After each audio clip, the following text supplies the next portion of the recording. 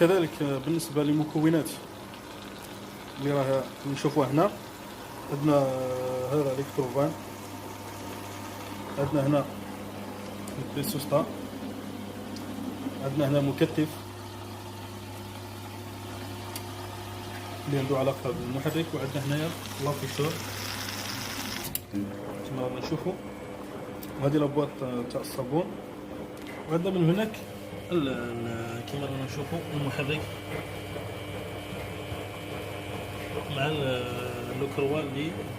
راها مسؤولة عن دوران الطنبور.